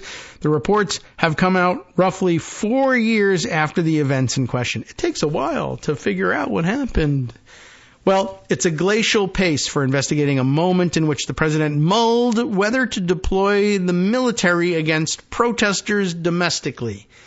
Maybe I'll deploy the military against protesters domestically. Well, they won't unravel this one for 4 years. That's about how long it takes to investigate whether or not it was a gigantic facial violation of the Constitution in its entirety. But hold on. Let's study it judiciously, as we will, while they create another new reality. Oh, and by the way, the statute of limitations on all that is about as long as it took you to do your investigation, just for whatever reason. Per the report, the White House and senior DOJ attorneys spent much of June 1st, 2020, preparing for Trump to invoke the Insurrection Act and respond to the protests in D.C. It is interesting that he ultimately decided, what about if we don't do anything with the law and we just kick their asses and there's no justification? That's actually better, because then they wouldn't be able to charge us with or improperly invoking the Insurrection Act. If we just kicked their asses, they could charge us with that, I guess. But I could pardon myself. Why don't we just do it?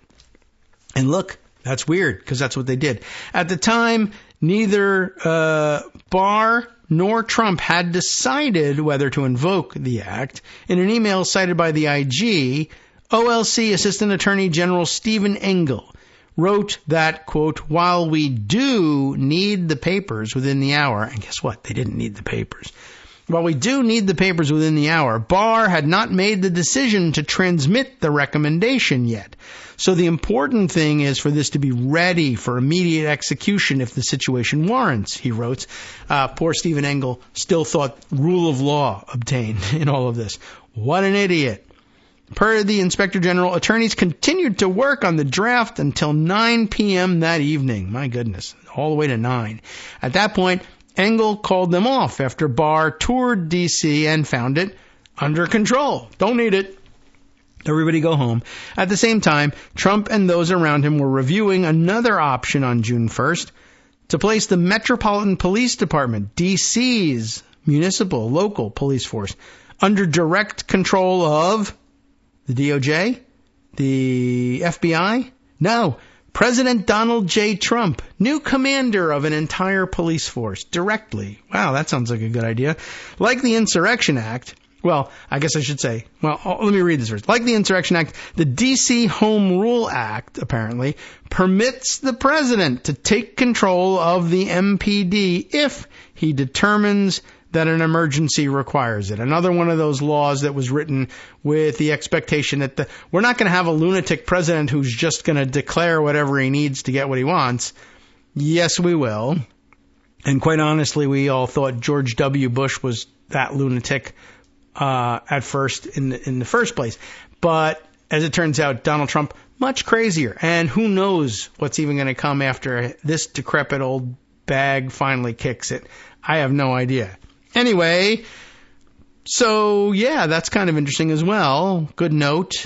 Another statute in need of revision. Per the IG report, Barr discussed the proposal on the afternoon of June 1st with then MPD Chief Peter Newsham. Peter, I just wanted to let you know that we're considering kicking you right the F out and taking over your entire police department. What do you say? No, that would be terrible and a huge constitutional crisis. Yeah, well, thanks for coming. Bye.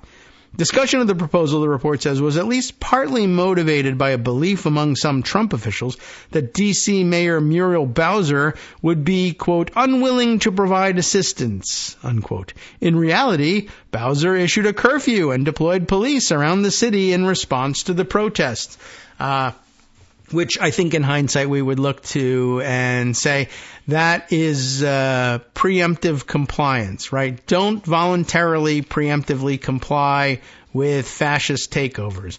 At the time, she thought she was being moderate, middle of the road. The normies will want order restored. P.S. They probably wouldn't want just presidential dictatorial powers over law enforcement in D.C., but it might be too complicated. They probably think they could get away with that, and they probably could. Not just legally, but, PR-wise. I don't know. Seems like something the president ought to be able to order. And in fact, the law allows it because most people thought there would be normal presidents forever. Anyway, White House Chief of Staff Mark Meadows called Bowser at one point and told her that Trump would take over the MPD. Bowser replied, per the report, that she, quote, pushed back hard. Well, okay. And told him that she wouldn't roll over and accept the change. Instead, she would just militarize the police herself and impose a curfew. And what else was it? Curfew and deploying police around the city. And that's not a bad decision by itself, but it is interesting. I pushed back hard. That's probably true, and that's what you should be doing. But P.S., honestly, you wish that the record would say, the mayor said that would be a horrific violation of our constitutional separation of powers, and you absolutely should not do it. It would be viewed as a dictatorial coup. And no, and I will not comply. But, push back hard could mean anything, I guess. After that, and after Newsom told Barr that Bowser said, quote, she doesn't think you can do it legally, the Trump White House appears to have backed off from the idea, which is amazing. But the lawyers, they get nervous. Trump said, don't worry so much about it.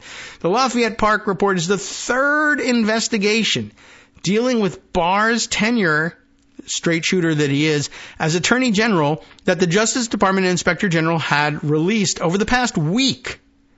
Across the reports, Barr comes off as both a micromanager and strangely unfocused. I mean, I don't know how he could be focused. He had so many criminal enterprises to oversee and run cover for.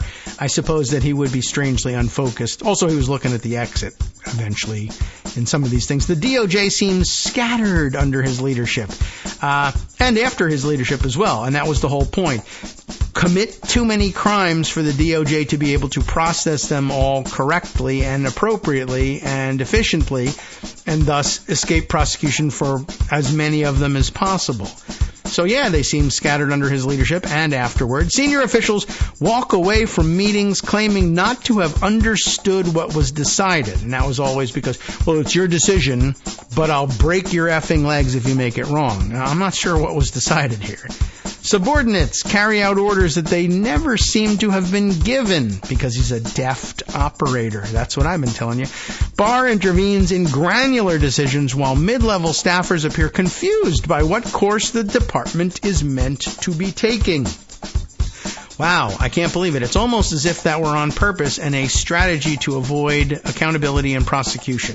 We've reached the end of the TPM article, and we've reached the end of today's broadcast, which isn't even really a broadcast, and we've reached the end of the week, which means we come back Monday, probably with more organized raft of stories when Greg rejoins us, and a wider variety of stories, as opposed to these deep dive things we do on Friday. EdwardsRadio.com.